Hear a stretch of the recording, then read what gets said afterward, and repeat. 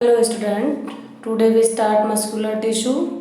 Before this two tissue we will be discussed connective tissue and epithelium tissue. What is muscular tissue? यानी कि muscular tissue क्या होते हैं, क्या इनके फंक्शन है बॉडी के अंदर, तो वो टॉपिक आज हम इसमें करेंगे। पेशीय ऊतक इसे हिंदी में बोलेंगे। जो टिश्यू हमारे मसल्स के अंदर प्रेजेंट होते हैं उनको हमने नाम दिया है मस्कुलर टिश्यू। हमारे मसल्स के फंक्शंस क्या होते हैं, बॉडी में मसल्स क्या काम करते हैं, तो वो स्पेसिफिक सेल्स जो ग्रुप में होकर फंक्शन स्टार्ट करती हैं और वो टिश्यू का फॉर्मेशन करती हैं उसे हम कहेंगे muscular tissue. Muscular tissue consist elongated cell also called muscles fibre. इनको मसल फाइबर्स के नाम से भी जानते हैं, पेशीय रेशे। This tissue is responsible for movement in our body. अगर आपसे क्वेश्चन पूछा जाए कि उस टिश्यू का नाम बताएं जो कि हमारी बॉडी में मूवमेंट यानी कि गमन चलने में हेल्प करता है, तो आपको कौन सा नाम बताना है? Muscular tissue. इम्पोर्टेंट क्वेश्चन है ये भी कि what name the tissue which present in our body. तो उस बॉडी के अंदर कौन सा टिश्यू प्रेजेंट होता है? फॉर लोकोमोशन, फॉर मूवमेंट, गमन के लिए, चलने के लिए। तो आपको क्या नाम बताना है? मस्कुलर टिश्यू, पेशीय ऊतक। पेशीय ऊतक जो होता है मस्कुलर टिश्यू, इसके डायग्राम दिए हुए हैं कि किस टाइप का होता है, मसल्स के अंदर कहाँ प्रेजेंट होता है। फर्स्ट जो इन्होंने दिया है ए वाला diagram, types of muscles fibre, straight muscles है। सेकंड जो है बी, स्मूथ मसल्स, और थर्ड है कार्डियक मसल्स।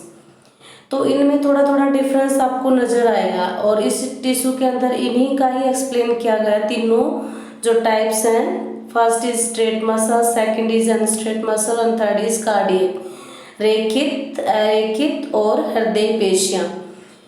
तो इन मसल्स के अंदर ये टिश्यू प्रेजेंट होता है और क्या काम होगा देखिए। Muscles contain special protein.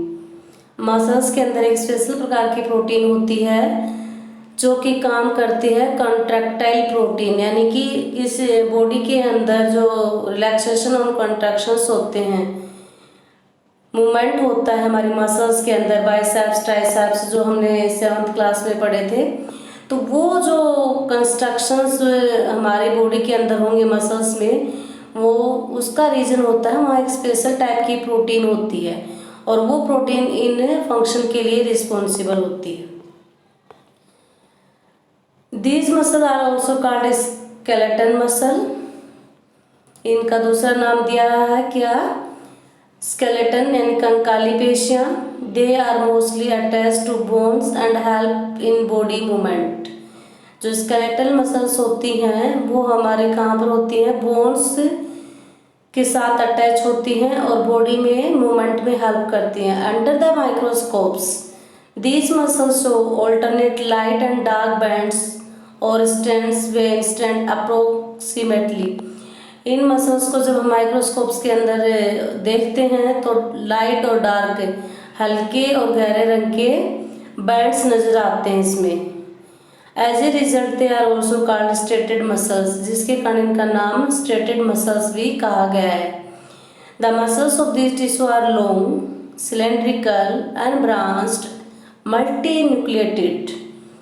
जब हमने इनको माइक्रोस्कोप में देखा मसल्स को, और देखने के बाद हमें पता चला कि इनके अंदर जो टिश्यू होता है वो टिश्यू किस टाइप का होता है। लॉन्ग होता है, लंबा, सिलेंड्रिकल, बेलनाकार, अनब्रांच्ड, अशाखित होता है और उसके अंदर मसल्स के अंदर बहुत सारे न्यूक्लियस प्रेजेंट होते हैं। तो ये इसके फीचर्स थे कि भाई जो स्ट्रेट मसल्स होती हैं वो कैसी होती है। तो आपको बताना होगा कि दीज आर लॉन्ग, ये लंबी होती हैं, सिलेंड्रिकल, बेलनाकार होती हैं, अनब्रांच्ड होती हैं, अशाखित होती हैं और इसमें न्यूक्लियस जो होते हैं वो मल्टी होते हैं, बहुत सारे होते हैं, एक नहीं होता, एक से अधिक होते हैं।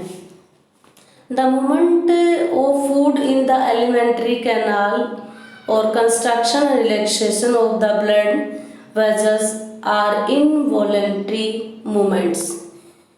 अब इसमें बताया कि जो हम खाना खाते हैं, खाना खाने के बाद जब फूड का डाइजेशन होता है और जो फूड हमारा एलिमेंट्री कैनाल में जाता है, यानी कि भोजन की नली में, फूड पाइप भी बोल सकते हो आप एलिमेंट्री कैनाल को, जब ये फूड पाइप में जाता है तो आगे की तरफ ये कैसे मूव करता है। तो इसमें हमारे जो एलिमेंट्री कैनाल होती है उसमें भी मूवमेंट होता है, वो एक बार रिलैक्स होती है और एक बार कंस्ट्रक्ट होती है, ऐसे फूटती है और फैलती है, और इस प्रकार जो फूड होता है वो हमारे आगे की तरफ पुश किया जाता है, धकेला जाता है। तो यहाँ भी मूवमेंट होता है, और ये जो मूवमेंट होता है वो किस टाइप का होता है, इनवॉलेंट्री, यानी कि हमारी इच्छा के अनुसार नहीं होगा। अगर आपने खाना खा लिया है, जब खाना आपने अपने बक्कल कैविटी से फूड पाइप के अंदर पुश कर दिया है, तो आप ऐसा नहीं कर सकते कि आप वहीं उसे रखो या फिर आगे मत जाने दो या पीछे ले आओ, ऐसा उस पर हमारे कंट्रोल नहीं हो पाते। तो ऐसे जिन पर हमारा खुद का कंट्रोल नहीं हो पाता मूवमेंट में, तो उन्हें बोलते हैं इनवॉलेंट्री, अनैच्छिक। ठीक है, तो इनवॉलेंट्री इसीलिए इसे नाम दिया गया है क्योंकि जो कंस्ट्रक्शन और रिलैक्सेशन जो फूड का या ब्लड वेजल्स के अंदर होता है, डाइजेशन के बाद फूड का जब डाइजेशन हो जाता है, ब्लड बनता है, तो उसका जब वेजल्स के अंदर मूवमेंट होता है तो वो उस पर हमारा कोई भी कंट्रोल नहीं होता। We can not really start them और stop them simply by wanting to do so. Smooth muscles जो सेकंड है और involuntary muscles control such movement. तो इस प्रकार के जो मूवमेंट है वो इनवॉलेंट्री मसल्स जो होती हैं वो कंट्रोल करती हैं, हम उनको कंट्रोल नहीं करते। They are also found in the iris of the eyes, ये हमारे आँख के पलकों पर जो झपकाते हैं हम पलकें, तो वो हम उन पे कंट्रोल कितने देर के लिए कर सकते हो आप, ज़्यादा टाइम के लिए नहीं होगा। In ureter and in the bronchi of the lungs, जो हम सांस लेते हैं वो कितनी देर आप रोक सकते हो अंदर जाने से या बाहर निकालने से, ये सब कंट्रोल हमारी इच्छा के अनुसार नहीं होते, हमारी बॉडी में इनवॉलेंट्री मसल्स इनको कंट्रोल करती है।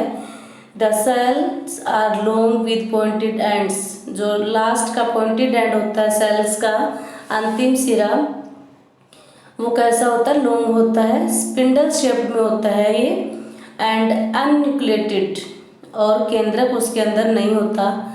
हैविंग ए सिंगल न्यूक्लियस, केवल एक ही न्यूक्लियस होता है, मल्टी नहीं होते। They are also called unstriate muscles, इसलिए इनको हम अनस्ट्रेट यानी अरेखित पेशियाँ भी कहते हैं।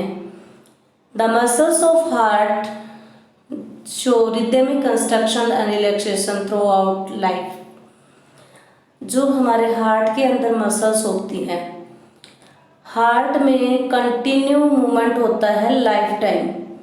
जब हार्ट हमारे बॉडी के अंदर फंक्शन करना स्टार्ट करता है तब से लेकर लास्ट टाइम तक, जब तक हमारी एज होती है तब तक हमारा हार्ट जो होता है उसकी जो मसल्स होती हैं वो कंटिन्यू रिलैक्स और कंस्ट्रक्ट करती रहती हैं, यानी कि उनमें लाइफ टाइम मूवमेंट चलता है, वो कभी भी नहीं रुकता है। तो यहाँ पर रिदमिक मूवमेंट लाइफ टाइम के लिए बताया है जो हार्ट में होता है। दीज इनवॉलेंट्री मसल्स, ये भी इनवॉलेंट्री मसल्स होती हैं, because we can not control them, हम इनको भी कंट्रोल नहीं कर सकते जो हमारे हार्ट में मूवमेंट होता है। इन्हीं को हमने कार्डियक मसल्स भी नाम दिया है। तो क्या नाम दे सकते हैं, हार्ट के अंदर जो मसल्स प्रेजेंट होती हैं उन्हें कार्डियक मसल्स हिंदी में बोलते हैं हृदय पेशियाँ। हार्ट मसल्स आर सिलेंड्रिकल, अब इनसे पूछा जाए कि इनकी शेप कैसे होती है, तो ये भी सिलेंड्रिकल होती हैं, वो भी सिलेंड्रिकल थी पर वो अनब्रांच थी, ये ब्रांच होती हैं, और यूनी न्यूक्लिएटेड होती है, केवल सिंगल न्यूक्लियस होता है और उसमें मल्टी न्यूक्लियस, डिफरेंस आ जाता है कई बार इनमें तीनों में, तो ये कंपेयर भी आप कर सकते हो। तो यहाँ पर हमें ये तीनों muscles, we can move muscles by conscious will, muscles present in our limbs when we want them to and stop them to decide, such muscles are called voluntary muscles. एक टाइप है वॉलेंट्री मसल्स का, वो voluntary होती हैं muscles जो जिन पर हमारा खुद का कंट्रोल होता है, जैसे हमें चलना है, तो हम चल सकते हैं, रुकना है तो रुक सकते हैं, राइटिंग कर रहे हैं, गाना गा रहे हैं, खेल रहे हैं, जंपिंग वंपिंग कुछ भी काम अगर हम कर रहे हैं, जितने भी फंक्शन बॉडी में हम आउटर जो करते हैं, किसी चीज़ को देखना है, खेलना है, पढ़ना है, रुकना है, तो हम अपने आप को रोक सकते हैं। तो इस प्रकार जिनका कंट्रोल हमारे द्वारा होता है, हम स्टॉप कर सकते हैं किसी भी फंक्शन को या स्टार्ट कर सकते हैं, वो कहलाती हैं वॉलेंट्री मसल्स। तो ये 3 टाइप्स की मसल्स जो थी वो आपको याद रखनी है। वॉलेंट्री मसल्स को स्ट्रेट मसल्स भी कहते हैं। तो 3 टाइप आप याद रखना, स्ट्रेट, अनस्ट्रेट एंड कार्डियक मसल्स। इसके बाद है नेक्स्ट टिश्यू जो है वो है नर्वस टिश्यू, तंत्रिका ऊतक। ये लास्ट टॉपिक रह गया इस चैप्टर का।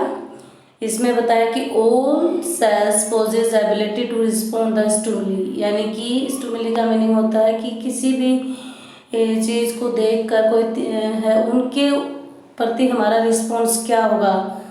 कुछ चीज़ों को हम देखकर अनुमान लगाते हैं कि ये बहुत सुंदर है, इसकी खुशबू अच्छी है, या चीज़ें खाने में टेस्टी बनी है, ये टेस्टी नहीं बनी है। स्मेल से देखकर हम बता देते हैं, सुनकर हम बता देते हैं कि कौन सी चीज़ में स्मेल अच्छी है और किस में अच्छी नहीं है। तो ये हमारी बॉडी के रिस्पॉन्स होते हैं और ये रिस्पॉन्स हम उसके चीज़ को देखकर करते हैं। How a cell of nervous tissue are highly specialised for being stimulated. तो ये हमारे नर्वस टिश्यू में जो होते हैं सेल्स और टिश्यू, उनका ये फंक्शंस होता है। They are transmitting the stimuli very rapidly from one place to another within the body. अब देखिए, हमें किसी चीज़ को देखना है तो देखने के लिए हमारी आइज़ का काम होता है और विद इन सेकेंड से भी कम समय में हम कितनी भी दूर की वस्तु होती है उसे देखकर हमें रिकॉग्नाइज करके हम बता सकते हैं कि क्या थी वो ऑब्जेक्ट हमारे लिए। इसी प्रकार हम किसी भी चीज़ का स्मेल करके भी बता सकते हैं।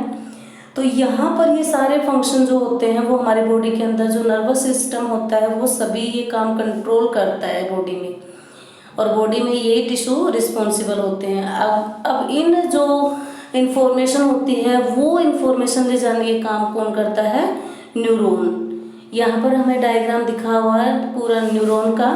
ये न्यूरॉन नर्वस सिस्टम में होती हैं।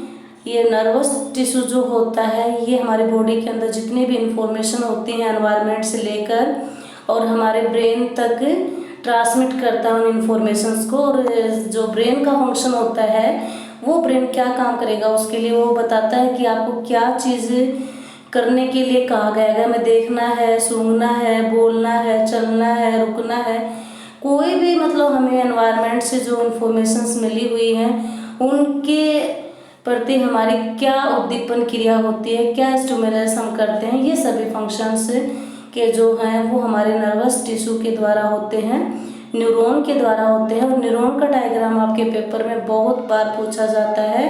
ये डायग्राम आपके 8th क्लास में भी था। न्यूरॉन की जो शेप होती है बिल्कुल एक स्टार की तरह होती है। इसके अंदर न्यूक्लियस सिर्फ एक होता है, ये दिखा रखा आपको न्यूक्लियस है। और यहाँ पर जो ये बाहर की तरफ ये जैसे जो स्ट्रक्चर निकली हुई हेयर लाइक स्ट्रक्चर, इनको डेंड्राइट्स बोलते हैं। ये डेंड्राइट्स क्या करते हैं, जो इन्फॉर्मेशन होती है उन इन्फॉर्मेशन को सबसे पहले रिसीव करते हैं। रिसीव करने के बाद फिर सेल बॉडी के अंदर आते हैं इस न्यूरॉन में, न्यूक्लियस फिर एक्सोन से जाते हैं, एक्सोन से बढ़ते बढ़ते ये लास्ट नर्व एंडिंग तक पहुंच जाती है इन्फॉर्मेशन। इसके बाद सेकंड न्यूरॉन आपको मिलेगी, फिर थर्ड। इस प्रकार हमारे बॉडी के अंदर नर्वस सिस्टम में अनकाउंटेबल इन्फिनाइट नर्वस टिश्यू होते हैं और इन्फॉर्मेशन को कलेक्ट करके और हमारे ब्रेन तक उस इन्फॉर्मेशन को ट्रांसमिट करते हैं। ट्रांसमिशन के बाद ब्रेन उसे स्टडीफाई करता है, स्टडी करने के बाद रिस्पॉन्स देता है हमारी बॉडी को हमें क्या करना होता है। तो इस प्रकार ये डायग्राम बिल्कुल आसान भी है और आपको याद करने में भी दिक्कत नहीं आएगी। नेक्स्ट इसमें क्या क्या बताया इस डायग्राम के बारे में दिया हुआ कि the cell of the tissue is called nerve tissue. किस प्रकार की rapidly from one place to another place within body. The brain, spinal cord, nerve cell are composed of nervous tissue. ये मिलके बना लेते हैं नर्वस टिश्यू को। The cell of this tissue are called nerve cell. और इनकी cell को क्या कहते हैं? नर्व सेल, तंत्रिका कोशिका और न्यूरॉन भी इसको बोल सकते हैं। दोनों में से कोई भी नाम आप लिख सकते हो। A neuron consist of cell body, neuron के अंदर क्या क्या होता है, cell body, nucleus, cytoplasm, cytoplasm जो येलो कलर का है ये ब्राउनिश येलो, ये जो होता है वो साइटोप्लाज्म इसके अंदर होता है, from which long thin hair like parts arise. ये इस डायग्राम में जो जो नाम थे वो बताए हैं। Usually each neuron has single long part called the axon, इसका जो सबसे लंबा पार्ट होता है सिंगल पार्ट, यानी ये सिर्फ इतना इतना पार्ट जो है वो एक्सोन कहलाएगा।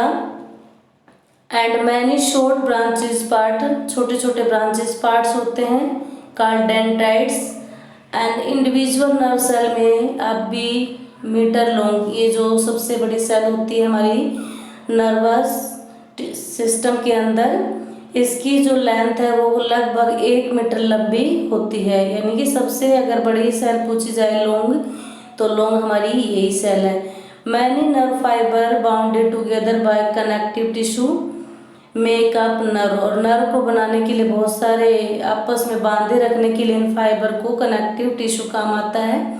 The signal that passes along the nerve fibre is called nerve impulse, जो सिग्नल्स हमें बाहर एनवायरनमेंट से मिलते हैं उन सिग्नल्स को आगे एम्पलीफाई किया जाता है, भेजा जाता है। Nerve impulse allow to move and muscles when we want to, और ये काम हमारे बॉडी के अंदर प्रॉपरली चलता रहता है, मसल्स मूव करके उन्हें पहुंचा देते हैं आगे।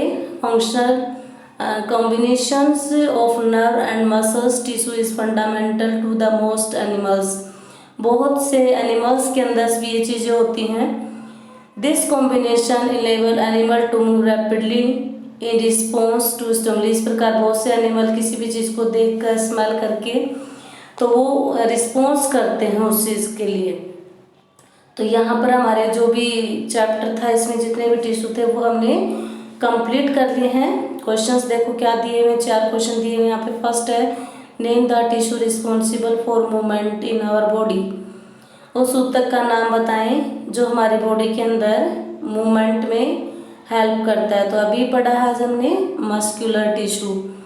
What does a neuron look like, second question पूछ रहा है कि न्यूरॉन जो होती है यानी कि नर्व सेल वो कैसी दिखाई देती है।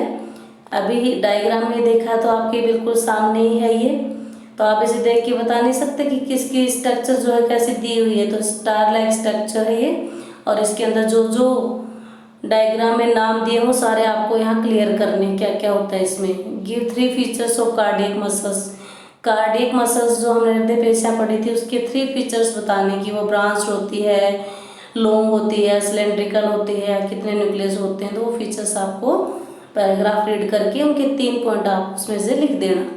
What are the function of areolar tissue, ये हमने इससे पहले वाली वीडियो में किया था। एरियोलर टिश्यू क्या काम करता है तो वो आपको बताना, रिपेयरिंग का काम करना, ये सारे फंक्शंस उसमें दे रखे हैं, वहाँ से आप लिख लेना। तो चैप्टर यहाँ आपका कंप्लीट हो जाए होता है। Thank you.